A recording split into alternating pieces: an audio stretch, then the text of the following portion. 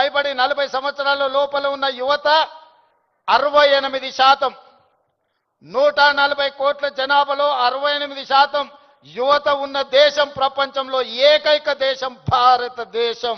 ఈ భారతదేశం ఒలింపిక్స్ లో ఒక గోల్డ్ మెడల్ సాధించలేదు అని అంటే మనందరం ఆలోచన చేసి ఈ రోజు ఒక నిర్ణయం తీసుకోవాలి. అందుకే మిత్రులారా, ఈ రోజు మీ అందరిని వేదిక మీద నుంచి ఈడికొచ్చిన వాళ్ళు వందల మందే ఉండొచ్చు, కానీ తెలంగాణ రాష్ట్రంలో ఉన్న లక్షలాది మంది విద్యార్థులను ఈ వేదిక మీద నుంచి నేను అడుగుతున్న మీ రేవంత్ అన్నగా, ఇది మన దేశానికి మన రాష్ట్రానికి గౌరవాన్ని తెచ్చిపెట్టేదేనా? ఈ గంజాయికి బానిసలం అయితే ఈ రోజు ఈ దేశం మనుగడ సాధిస్తుందా? ఇంతకుముందు మిత్రులు చెప్పినట్టు మన దేశం యొక్క యువ సంపదను నిర్వీర్యం చేయాలి అంటే విజయ్ దేవరకొండ ఒక అంశాన్ని ప్రస్తావించండు.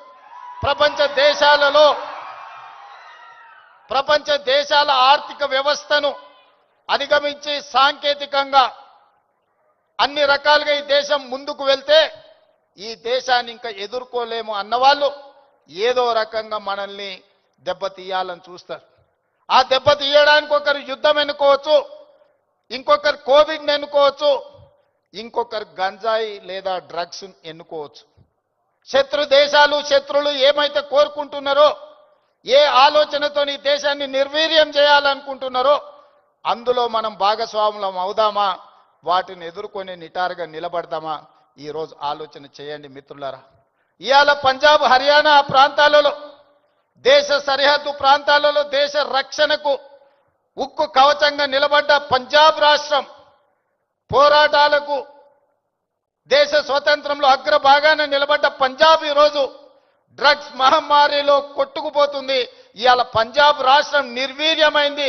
అక్కడి యువత బానిసలుగా మారి గంజాయికు డ్రగ్స్కు లోనై ఈరోజు ఆ కుటుంబాలు ఈరోజు అంతులేని దుఃఖంలో మునిగి తేలుతున్నారంటే దీనికి కారణాన్ని మనం ఆలోచన చేయాల్సిన అవసరం ఉన్నది. ఇవాళ ఒకనాడు యుద్ధం అంటేనే పంజాబీ వీరులు యుద్ధంలో ముందు బాగానే నిలబడి దేశాన్ని గెలిపించిన వాళ్ళు. ఈరోజు మరి అలాంటి వీరులున్న పంజాబ్ రాష్ట్రం నిర్వీర్యం అయిపోయి అక్కడి యువత గంజాయి డ్రగ్స్కి బానిసలు అవుతున్నారు అని అంటే ఇది ఎంత వేగంగా మనల్ని కబలిస్తుందో ఒకసారి ఆలోచన చేయండి. అందుకే డిసెంబర్ 7, 2023 నాడు బాధ్యత చేపట్టిన తర్వాత ఉన్నతాధికారులను, మా మంత్రివర్గ సహచరులను సమీక్షకు పిలిచి స్పష్టమైన ఆదేశాలు ఇచ్చిన. ఈ రాష్ట్ర సరిహద్దుల్లో ఎవరైనా కాలు పెట్టాలి అని అంటే 100 సార్లు ఆలోచన చెయ్యాలి. ఈ ప్రాంతంలో అడుగు పెడితే తిరిగి పోము. అది గంజాయి అయినా, అది డ్రగ్స్ అయినా, ఇంకే రకమైన మాదక ద్రవ్యాలు తెలంగాణ సరిహద్దులను దాటనివ్వద్దు. అవసరమైతే సరిహద్దులు దాటి వాళ్ళ వెన్ను విర్చాలి అని చెప్పి ఈరోజు నేను మా అధికారులకు ఆదేశాలు ఇచ్చిన. ఇవాళ ఈ అంతర్జాతీయ డ్రగ్స్ నియంత్రణ ఈ దినోత్సవం ఈరోజు ఈ కార్యక్రమంలో యువ మిత్రులు రామ్ చరణ్ కావచ్చు, విజయ్ దేవరకొండ కావచ్చు, వాళ్ళు ఎంత బిజీ స్కెడ్యూల్ ఉన్నా ఇవాళ మేమందరం కూడా ఇక్కడ ఎందుకు వచ్చినామంటే ఈ యువతకు ఒక స్ఫూర్తిని ఇవ్వాలి, ఈ యువతకు ఒక సందేశాన్ని ఇవ్వాలి, తెలంగాణ రాష్ట్రం దేశానికి ఆదర్శంగా నిలబడాలి అని. అదేవిధంగా మిత్రులారా, ఈరోజు తెలంగాణ రాష్ట్రం అంటే ఒక ఐటీ హబ్, ఈరోజు తెలంగాణ రాష్ట్రం అంటే ఒక ఫార్మా హబ్. ఈరోజు ఈ తెలంగాణ రాష్ట్రం మీరందరూ మనమందరం ఉండంగా ఇది ఒక గంజాయికో డ్రగ్స్కో హబ్గా మారితే మనందరము ఈరోజు విఫలమైనట్టే, తెలంగాణ రాష్ట్రానికి అన్యాయం చేసిన వాళ్ళం అవుతాం.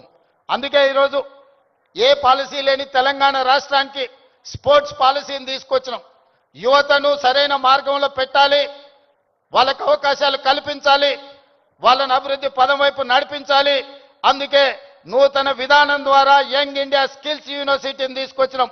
ఈరోజు ప్రతి సంవత్సరం 1,10,000 మంది ఇంజనీరింగ్ విద్యార్థులు గ్రాడ్యుయేట్స్ అవుతుంటే 1,10,000 మందికి ఇంజనీరింగ్ పట్టాలు ఇస్తున్నాం. కానీ వాళ్ళకి సరైన సాంకేతిక పరిజ్ఞానాన్ని, సరైన అనుభవాన్ని మనం అందించలేకపోతున్నాం.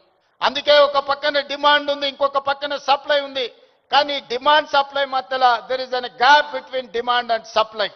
అందుకే ఈరోజు ఆ డిమాండ్ అండ్ సప్లైని బ్యాలెన్స్ చేయడానికి యంగ్ ఇండియా స్కిల్స్ యూనివర్సిటీని ఈ రాష్ట్రంలో ఉన్న యువకులకు సాంకేతిక నైపుణ్యాన్ని నేర్పించి ప్రపంచ దేశాలను శాసించే విధంగా మన యువతకు శిక్షణ ఇవ్వాలి అని ఈరోజు యంగ్ ఇండియా స్కిల్స్ యూనివర్సిటీని ప్రారంభించుకున్నాం. అదేవిధంగా ఒలింపిక్స్ చూసిన తర్వాత నేను కొన్ని దేశాలు వెళ్ళొచ్చిన. సౌత్ కొరియా 4 అంటే ఒక హైదరాబాద్ జనాభా ఎంత ఉంటుందో